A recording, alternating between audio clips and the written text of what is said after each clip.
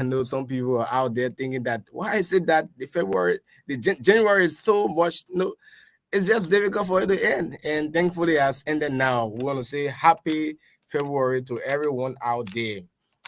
Welcome to another interesting edition of the radio program, Integrity Watch. Integrity Watch is a 1 hour radio program, live radio program that is aired every Wednesdays on Truth 96.1 FM. This program runs from 11 a.m. to 12 noon, and a repeat of this program is on Sunday from 9 to 10.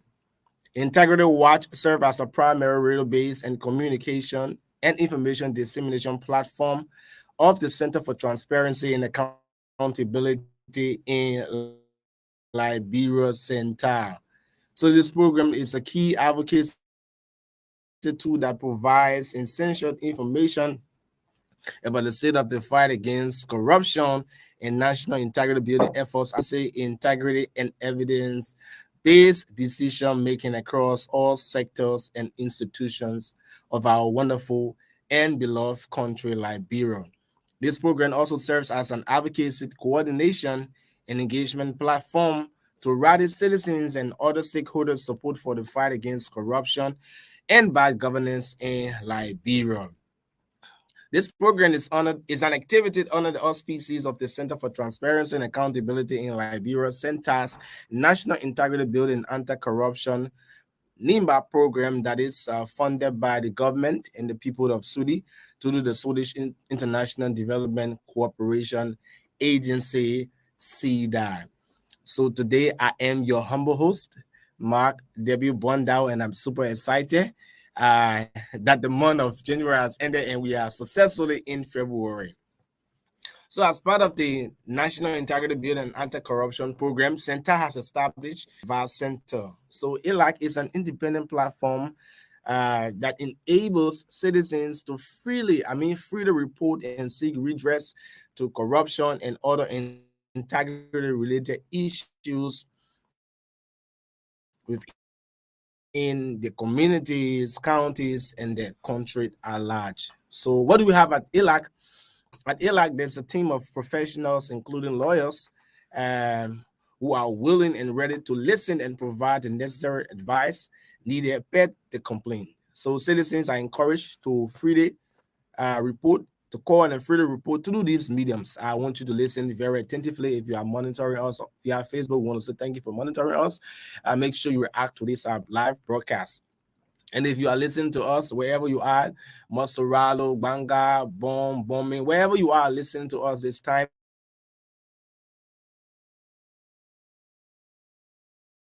we want to say welcome. And please listen to the email address there. The email address is cental.org.lr.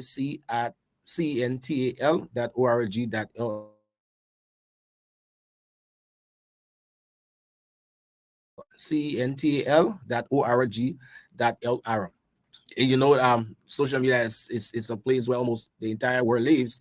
So we have the social media page that is Facebook. You can contact the ILAC at CENTAL ALAC. So it's CENTAL ILAC on Facebook. You can also call the toll-free number. The short code is 4432.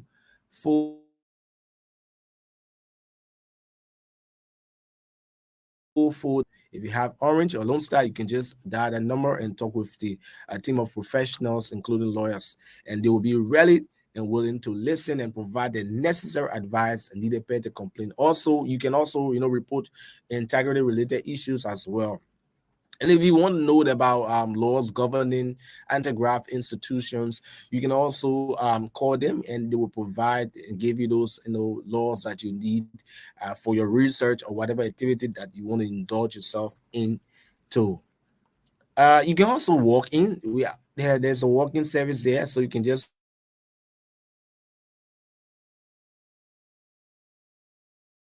walk in. It's 22nd Street, opposite. So you can just walk there and meet the team at ELAC.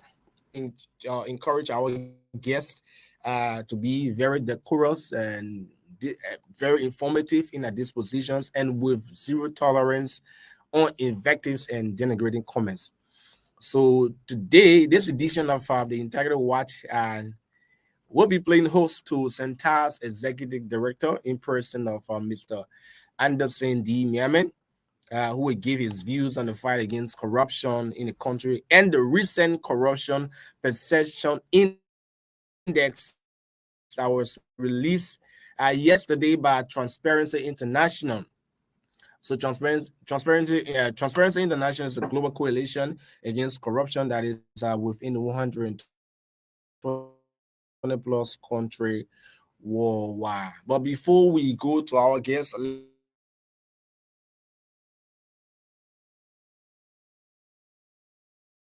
let us talk about little things that matter. That's our first segment on the Integrity Watch. So I'll be very snappy because we want to, we want to dig deeper into the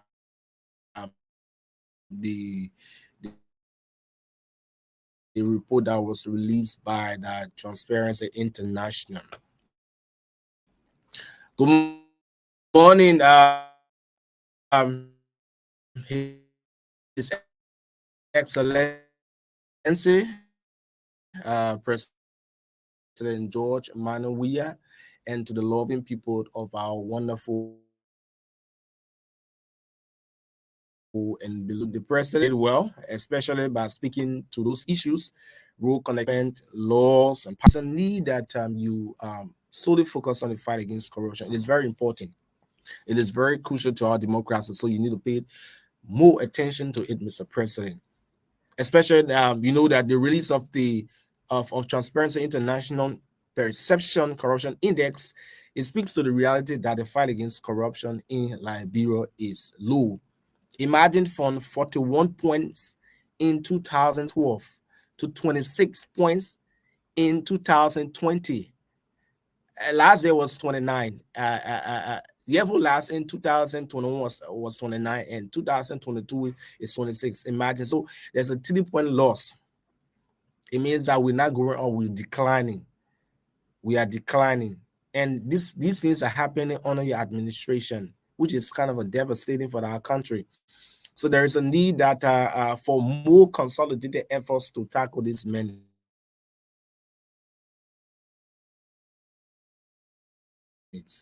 Instruments to fight this menace rather. But the implementation process remains a major challenge to mitigate happenings around corruption. Corruption now is playing a major role in our country from all sides, from all angles. So you and all other meaningful Liberians, including myself, we need to do more about strengthening the fight against corruption. It is very important. There are so many things in the country that I've cited that there's a need for you to fight corruption. For example, the recent GAC audit, for the fiscal year starting from January 1st, 2018 to June 30, 2022. We all talked about the harmonization process, which started in 2019. The process is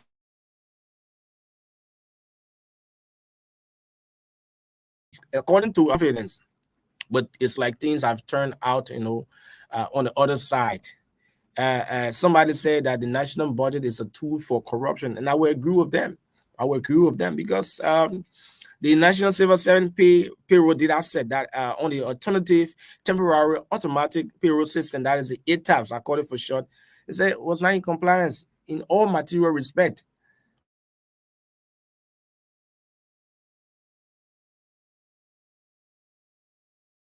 So not too much in process, especially for the salary harmonization process.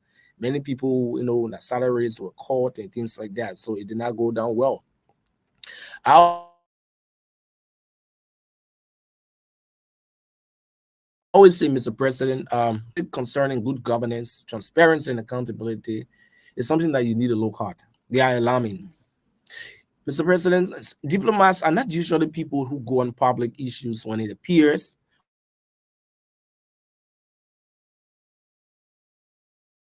or when it happens in the country, especially with the release of the corruption perception index that dropped Liberia 30 points to 26. Imagine that. Your Excellencies, we've witnessed what happened in 2021, 2022, those diplomats that talked about it. There's a need for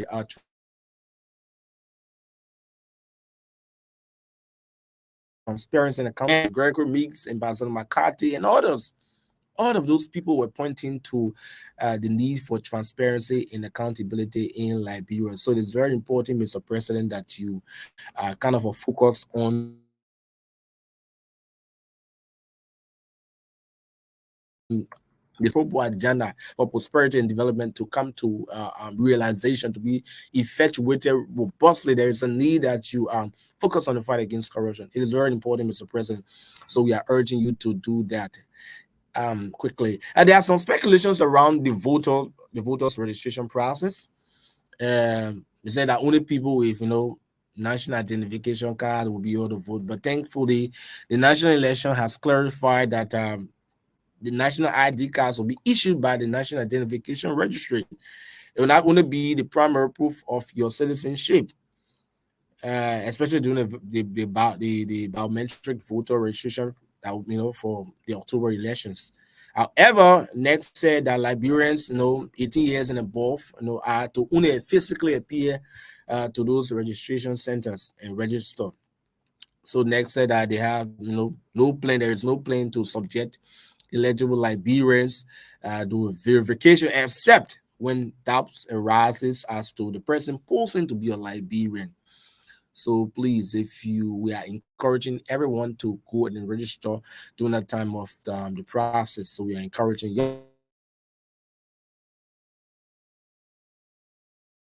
young people,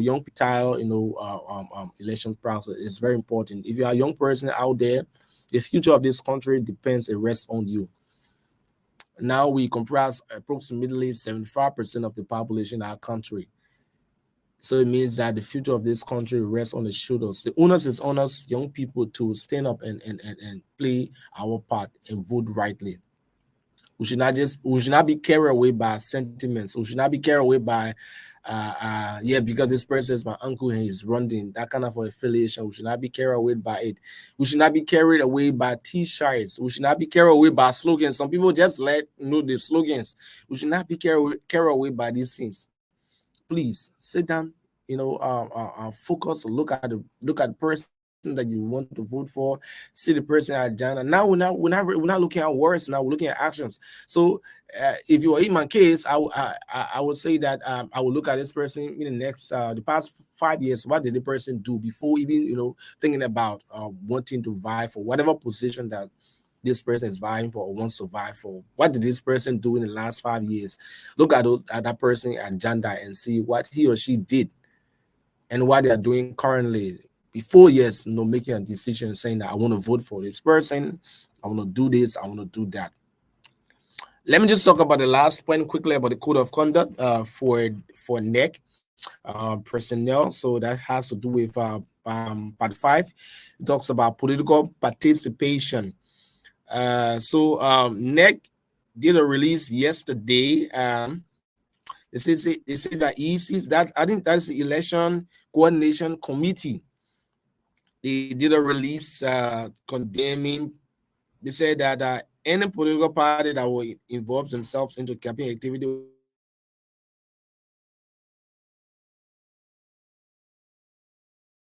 won actions. So I must hail them for that. But let me just talk about the political party participation quickly before we all show our guests in. So we got part 5, political participation of the code of conduct for public officials. 5.1 says all officials appointed by the President of the Republic of Liberia shall not A. engage in political activities, canvass or contest for elected offices. B says use government facilities, equipment, or other resources in support of partisan or political activities. C says serve on a campaign team of any political party or the campaign of any independent candidate. 9.5.2 says where in any person in the category stated in section 5.1 that I just read, here in above, desires to canvass or contest for an elective public position, the following shall apply. That is any minister, any deputy minister, director general, managing director, and superintendent appointed by the president pursuant to Article 56. It says A of the Constitution, and the managing director appointed by the board of directors who desires to contest for public elective office shall resign said post at least 2 years prior to the date of such public elections. I hope those officials are taking keen note of this. B, it says that any other official appointed by the president who holds a turning position and desires to contest for public elective office shall resign said post 3 years prior to the date of such public election. I'm pretty sure, yeah, they have taken note of this, or some of them have already done so. However, in the case of impeachment, death, resignation, or disability of an elected officials and an official above listed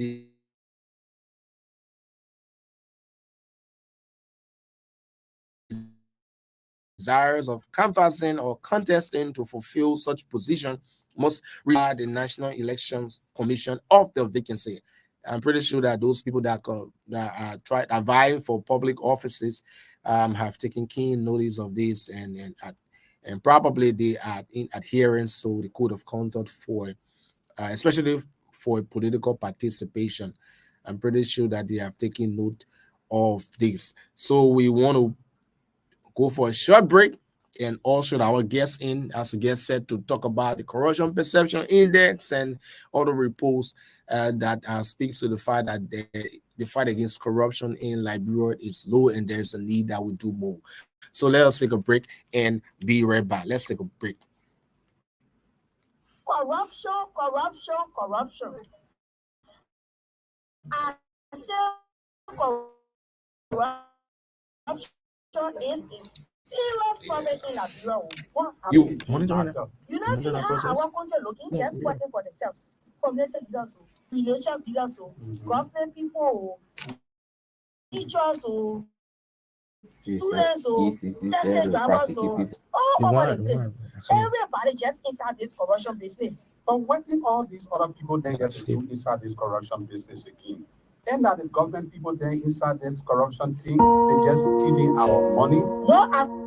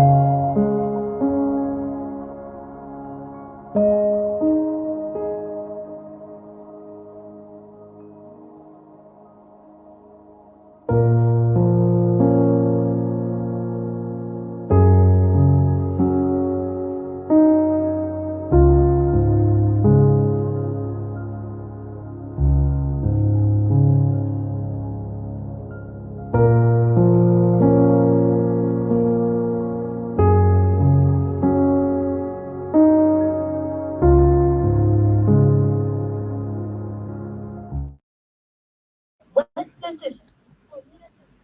All right, welcome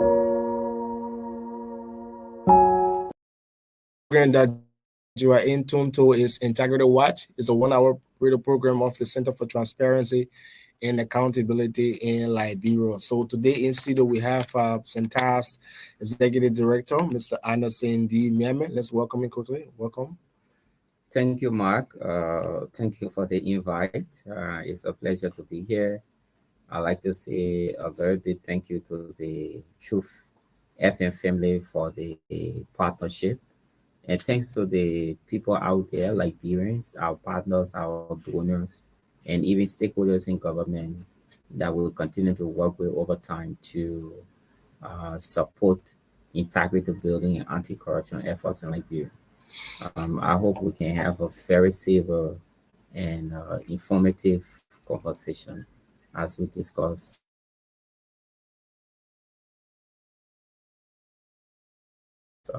anti-corruption. Persons are anticipating that January comes to an end. Um, Not really, but I've heard that over time from many people that January stays longer than expected.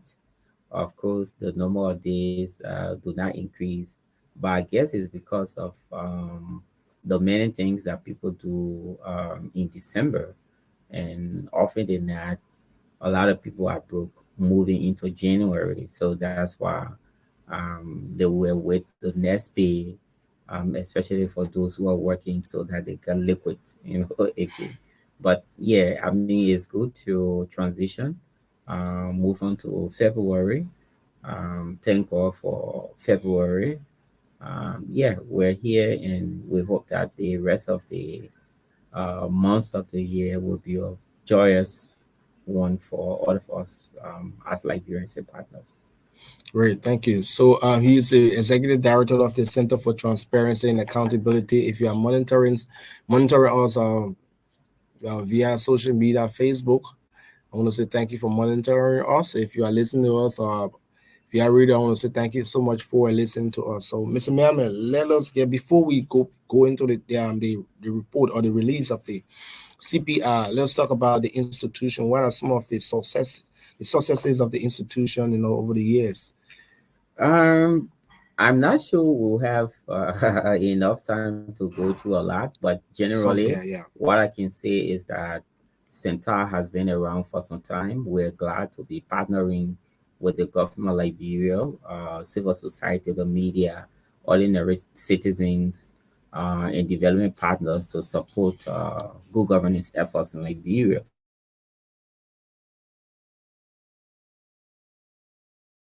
So the partnerships we have at different levels, at the community level, at the national level, at sub-regional level, and at global level, of course.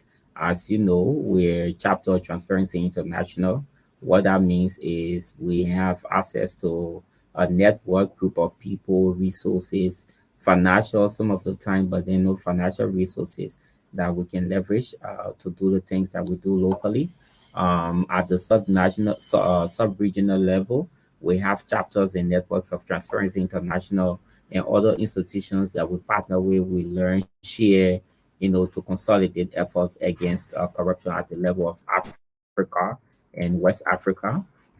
We also have at the national level different integrity institutions, government institutions, private sector institutions, media, civil society, and the people out there in the different communities that we work with from time to time at different levels to support integrity building and anti-corruption efforts.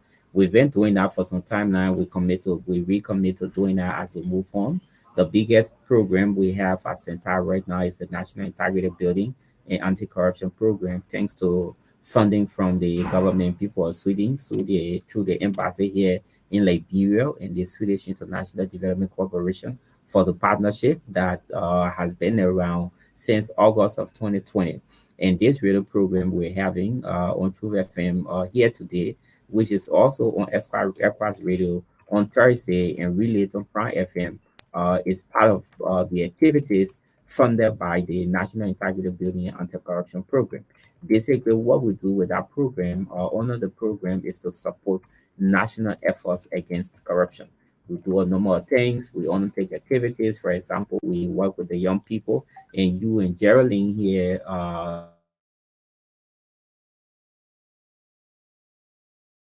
supporting are leading that effort to engage with young people, build their capacity, give them what it takes to be meaningful players in the fight against corruption.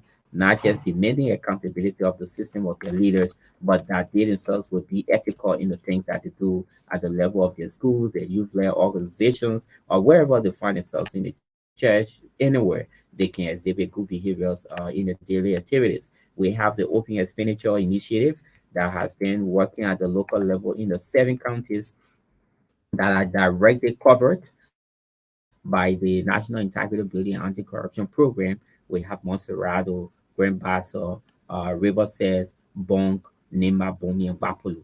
These are the counties that we're working directly, but some of the activities we are undertaking, like this radio program, goes beyond these counties. It means that Liberians are far and wide are covered for the most part by some of the activities that we undertake under the National Integrity Building and Anti-Corruption Program. With the Open Expenditure Initiative, we look more at the expenditure side of the budget. The government has an open budget process that ensures that to an extent information is available to the public about the national budget. The draft budget, for example, is on the website of the Ministry of Finance and Development Planning. When approved, it will be published. These things have been happening.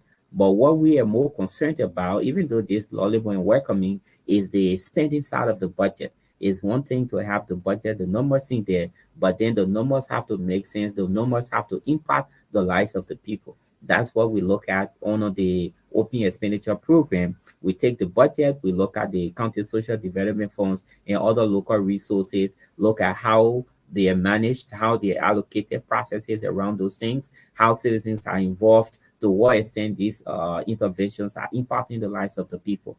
And we work with the different players to ensure that their resources work for them.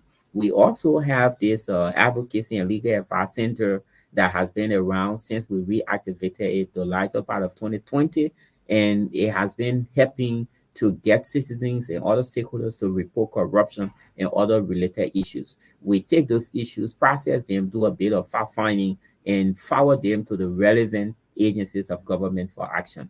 And we do that because we want to support what the government has said it wants to do, that it will have a lot more cases that can go to LACC and the Ministry of Justice for prosecution, especially so corruption related cases. So the ALAC has been doing just that.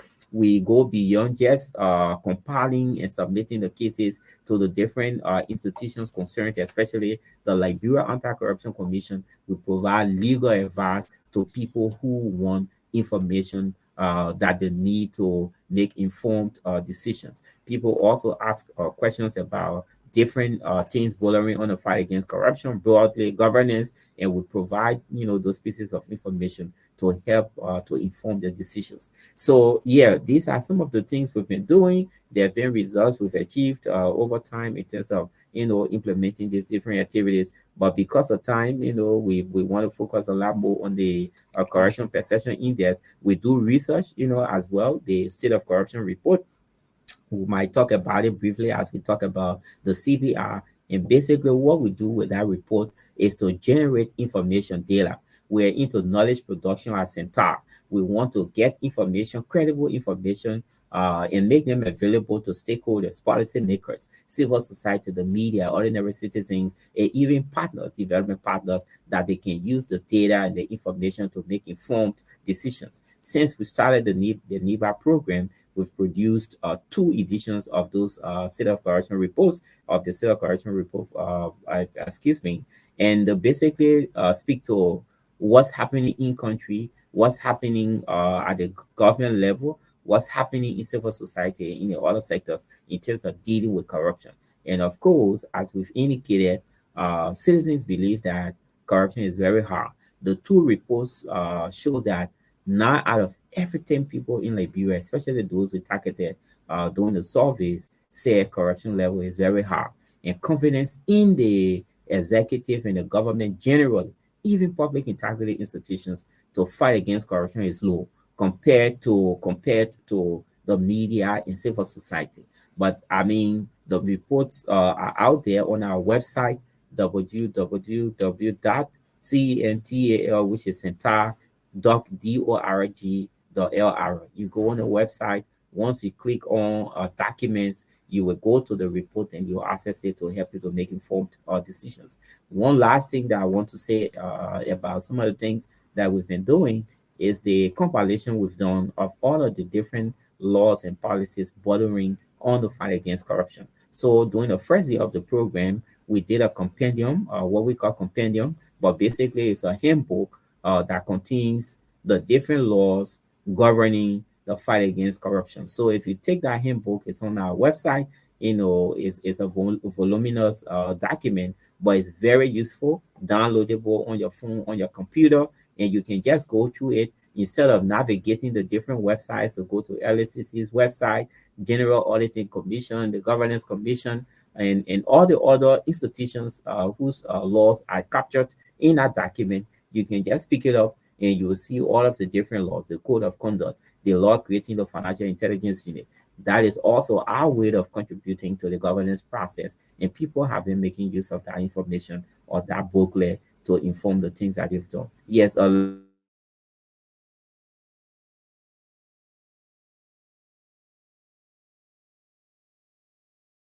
lot of this are just few of the things that I want to talk about. So I'm really concerned about the fight against corruption in Liberia, especially the recent release of Transparency International, the Corruption Perception Index. Do you care to talk about it?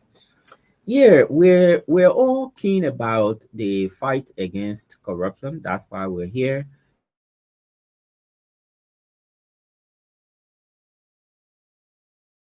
And here physically present on should be keen about corruption because of its effects on their lives. Corruption takes away from development interventions or different things we want to do. It reduces the quality of services to be provided, the quantity and the quality of services, accessibility of the services to be provided, a lot of different things that corruption does.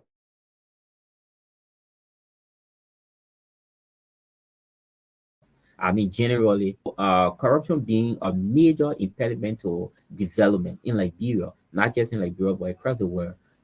We are keen about addressing it. And of course, the government has said that it is committed, unquote, committed to fighting against corruption, because of which the PAPD, for example, was developed. There's a pillar on governance and transparency. The different integrity institutions are in existence. We have appreciable legal framework or laws to deal with, corruption. The government has been working over time, with the different partners. But then, in terms of the result, because it's one thing to set up these institutions, is one thing to pass the different laws and policies, but it's another thing to make them to work. And that process around making the laws to work is where we've had the most challenging Liberia over time. And this is why Liberia's rating, especially on these key global indicators, continue to be very poor. Because since we passed many of these laws, and set up many of the different institutions we have, whether the Liberia Anti-Corruption Commission, the Governance Commission, the Internal Audit Agency, Financial Intelligence Unit, and all the other institutions, we really have not done enough to give them the leverage, moral support, financial support, and otherwise to operate and work at the level required or to work at full capacity. And because of this, we have had problems and we continue to have problems. Yes, in the last budget, there was some increment to the budget of the Liberia Anti-Corruption Commission. The GAC has also been seeing some sort of increment, but they need much more than what they are giving at the moment. We also have seen over time that public integrity institutions have now had the leadership, fully constituted leadership to preside over those institutions. It is just recently that the president, after almost 2 years, nominated somebody to go to the governance commission. That person is going to go through a confirmation process. It might take 2 weeks or 3 weeks or a month before the person goes there. I mean, an institution with so much role, very important role in the fight against corruption and promotion of good governance, cannot, be left, without a head, for such a protracted period. So the governance commission is not the only institution. Several other institutions. So I mean, these are things that have been happening over time that we've pointed out, and we've made several recommendations to the government. The government, for the most part, especially the president, has not, honored many of these recommendations. So right now, we're at where we are with the CPR, Corruption Perception Index. It is a research that Transparency International conducts and releases every year. you know, since 2012. The process started a long time ago, but the much referenced editions of the CPR started in 2012. That's when there were some changes or reforms made, to make the research, more or easily readable and all of that. In 2012, and by the way, before coming to the details, the study looks at corruption in government.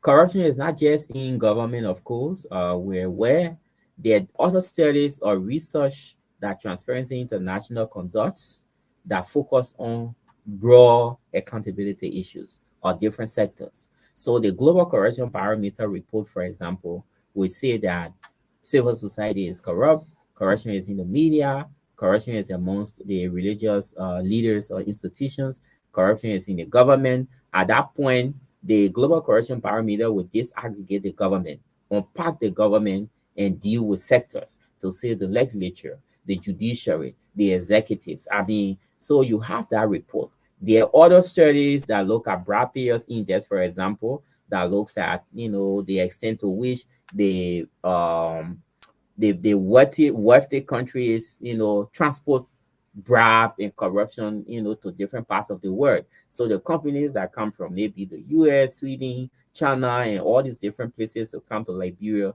and the other countries to mine iron ore, maybe working the logging sector, forestry sector, all the other sectors. That report looks at the extent to which companies from these countries, bribe or pay bribe when they go to negotiate contracts, or their agreements with the different governments across the world. But this CPR, which is the Corruption Perception Index, is specific to government. It looks at government's efforts in dealing with corruption. To what extent people think, stakeholders believe, especially business executives, believe that corruption is low or high in government, in the public space. So it's such that the scale is from 0 to 100, whereby at 0, you're considered the most corrupt country, and at 100, you are considered the most clean or less corrupt country. That's what the score is, especially after 2012, since 2012. That research has been targeting different countries. Up to now, as of now, we have 180 countries that are covered by that research. And the reports are out there. We can go into the details in terms of what Liberia has, what the other countries have. But the important thing is this is an independent research.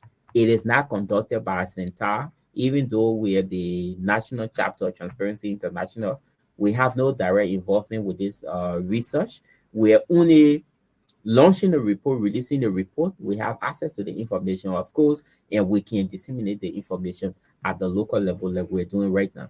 But we have no direct involvement with the research process. There is a team at Transparency International and other external, people, credible, independent people who go through that research process and then come up with the findings. So the state of corruption report that was released by Center. So the first edition, the second was the 2021, the 2020 and the 2021 report, right? 2022. Yeah, 2022. So let's look at does it really cooperate with the recent release? So let's look at a few things in the state of corruption reports, and Yeah. then we come to the CPR. Okay. We don't have enough time from what I see. Hopefully we can have further conversations around this. So the two reports we've done so far, the state of corruption report, these are reports that are done by CENTAL. They are CENTAL's report. We take full ownership of the content and everything in those reports. The two reports basically suggest that, look, corruption level is very high in Liberia. 90% of the people we spoke to in the counties covered during the first edition of the report, we targeted 7 counties. In the second edition, which is the 2022 edition, we targeted 9 counties. We added 2 counties to the survey counties. In addition to the core project counties, the nearby program counties, we added Maigibi and Grand Cape Mount. So 90% in those two reports of Liberian surveyed said corruption level is high. During the 2021 research, 30% of the people we spoke to said that they had confidence in the executive to fight against corruption. Civil society media have higher mark than the government institutions, but the executive branch of government had 30%. In the 2022 report, that confidence level dropped to 26%.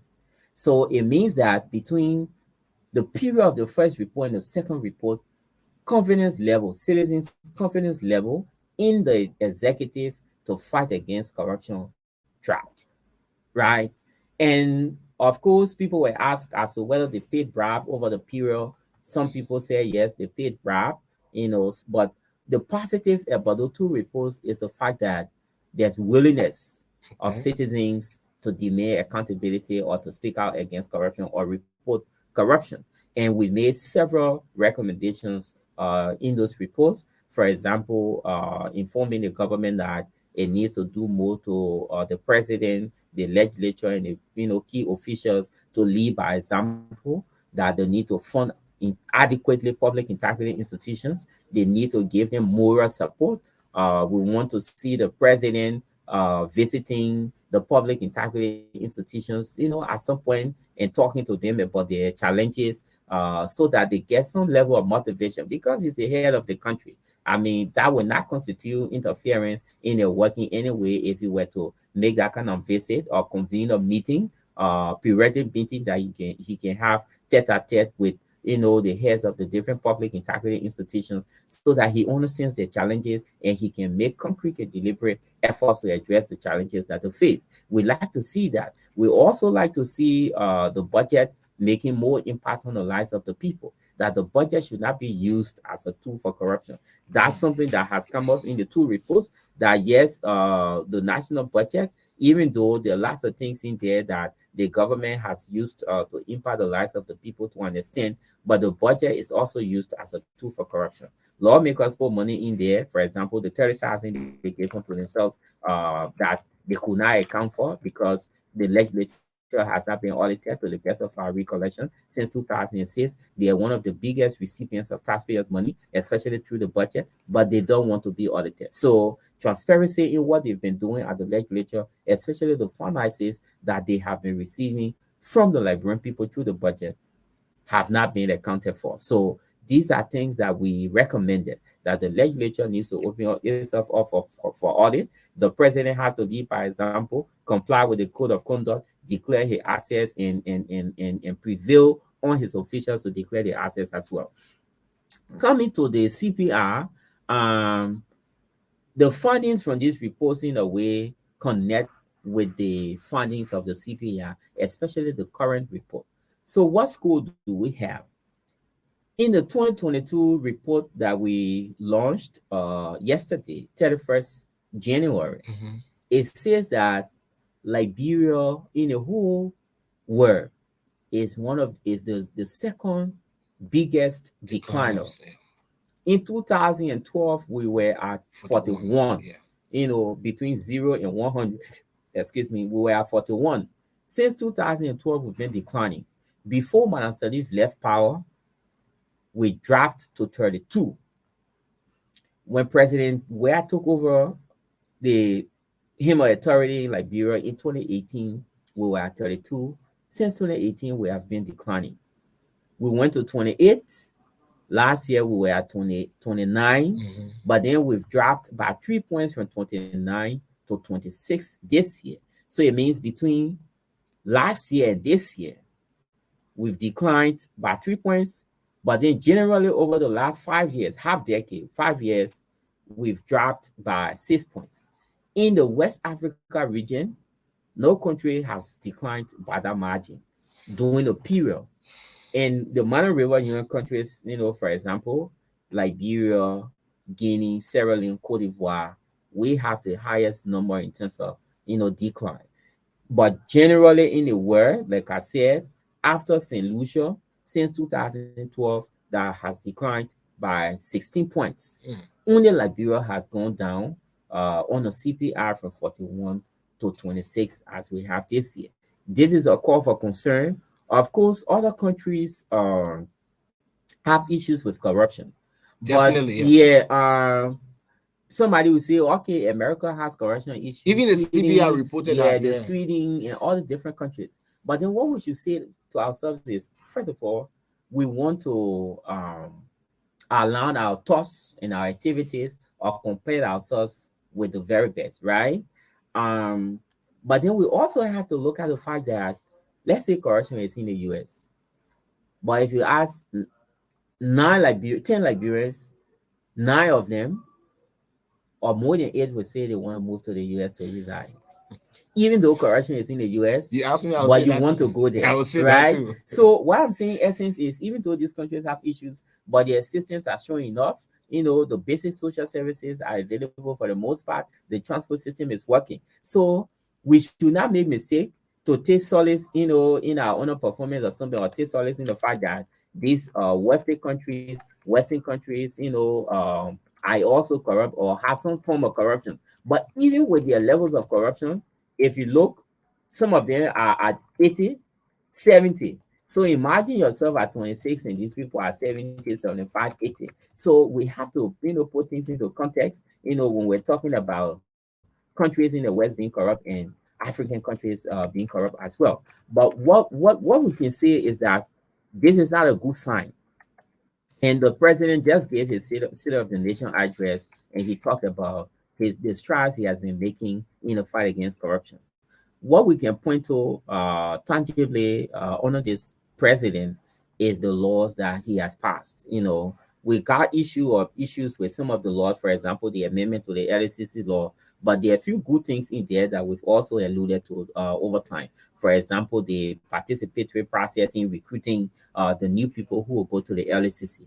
But apart from these amendments and the new laws that he has, presided over in terms of bringing them to light, the practical aspect around addressing impunity, punishing his officials, suspending people when they're accused of grave, corruption issues, or even dismissing them.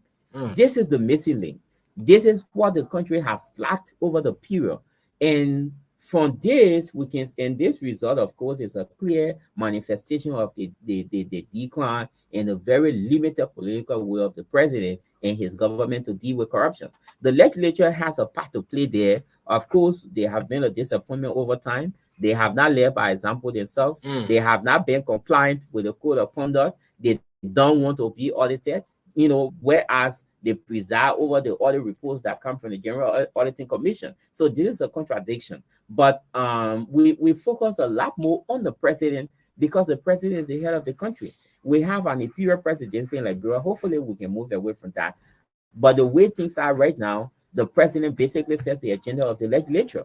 And if you look at the leadership of the legislature right now, basically all of the people are from the ruling party. The Senate Pro Tem is from the ruling party, the speaker, the deputy speaker, and the vice president. So you can see that those are the very top in the legislature are from the ruling party. So I know. Let me just so you open the line quickly for people because people are bugging. They want to. If you are monitoring us live, Facebook, want to say you can just drop a comment. If you are listening to us via radio, want to say you can call 0776626393. I repeat 0776626393. You can just put in your call quickly and give your concern. So while we are waiting for callers to call quickly, let me just ask this: from 41 to 26, what does it mean for Liberia on the international stage? This is not a good sign. This may have implications for the confidence partners and investors have in the country. Remember, the other time the U.S. Government came out with a report on the investment climate in Liberia and said very damaging things about the country. That public officials, go in there negotiating with partners and investors for themselves for the most part, and not putting the interests of the country first. And these things lead to diversion of investment opportunities to other regions and countries. So yeah, these things lead to diversion of investment opportunities to other countries. If somebody wants to come in and invest, and then you're talking about, your own interest, that person will say, look, I'd rather go to this country, whose officials for the most part, are not demanding and requesting for bribe, in exchange of in return for wherever investments that we have to do in the country. So that's a damaging report. And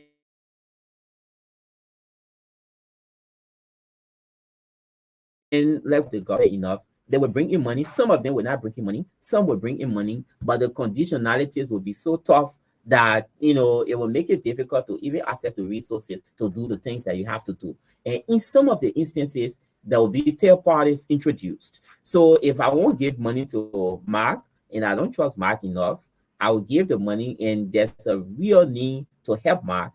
I will give the money to another person who can be between Mark and myself. In that case, that person is going to get or receive some of the resources that I'm supposed to give you for wherever interventions that you need to undertake. So that takes away from the resources coming to the country to make interventions in the different sectors. So these are the implications. You don't have the repetition to really go out there and mobilize resources at the level required, because people believe that your system is very corrupt, or you don't deserve the resources, because when they bring in their money, you will misuse those resources. All right, let me just read the text from this person. It says that what does the unbalance, that is political party wise, rather, in government mean for Liberia in terms of accountability? I read, what does the unbalance party wise in government mean for Liberia in terms of accountability? That happens to do with the press, the speaker, the pro tem, the deputy speaker, CDG, and what is the person's asking for the unbalance party wise? Yeah, if you need check and balance, right? The legislature should be a separate branch of government. It is, in fact, it is a separate branch of government. We have three. You have the executive, the judiciary, and the legislature. People in the legislature should be able to checkmate, the executive in terms of what it does. They should provide oversight. They should make the laws. They should represent their constituencies. These are the direct representatives of the people. And so if you have a situation where the entire leadership of the given branch of government, the legislature in this case, come from the ruling party, I mean, they're good ambassadors to it. Assuming you had a government that was really keen about fighting against corruption, a president that was very keen, about fighting against corruption. More concretely, we're not talking about words here. We're not talking about mere speeches here. We're not talking about verbal commitments. We're talking about tangible actions. If you have that kind of president and you have a legislature that is responsive, largely responsive to what the president submits or what the president thinks, it will work in favor of the population, because the agenda of the presidency in that case, in terms of fostering development, improving, getting Liberia to improve on its CPI and the other global indicators, that will work out. The reverse is, if the president or the leadership of the country, the presidency in this case, is not really keen about fighting against corruption, as we're seeing right now, and you have the legislature, in the same basket, as the presidency, giving the imperial presidency we have in Liberia, then you will have a problem for the country, because the legislature will not stand up to the things that will be happening to deny accountability of the system. By the way, they themselves are not accountable. Like I said, they don't want to be audited. That's why there was this whole noise about the 30,000 they were giving themselves, because people believe that those resources will not be properly accounted for. And so we need the legislature to lead by example. They are the representatives of the people, direct representatives of the people, senators and representatives. They need to do those things that will impact the lives of the people positively. They need to work with the executive. There has to be a cordial working relationship, but that cordial working relationship should not be at the expense of the people. It should not disadvantage the ordinary people. It should not disadvantage the ordinary people. I think we want to say thank you to Honorable George Watkins, Eric Francisco, CFR, and other guys are following out there. Thank you so much for following. So we'll just take the time to take your parting comment. We're not taking calls again, please. We're not really messages again, please. All right, you can just give your parting comment quickly. Thank you. That's why I said we needed much Yeah, more time. time. Wow. Hopefully, we can come back, to talk about, the CPI and other issues. But look, Mr. President, you need to do much more. What this CPI result is telling us and telling you is that your efforts are not good enough. Your efforts have only led to Liberia's decline on the CPI. If they are good enough, we probably will stay at where we are 32 in 2018, or we would have progressed to go upward to 35 and even surpassing the 41 that we had in 2012. You need to wake up, you need to shake up. You are not doing enough to fight against corruption. We see more words from you moving forward. We want to see tangible actions. Suspend your officials when they do certain things, dismiss them, and give more resources to LACC and the other institutions to operate. Thank you so much. We look forward to coming back here to Thank you. talk. That was the voice of Mr. Anderson D. Miamen, the Executive Director of the Center for Transparency and Accountability in Liberia. I have been your host, Mark Debbie Bonau, and thank to my assistant, Ms. Sherilyn T. Warren. Do have yourself a wonderful and a God bless time. Bye-bye. So their families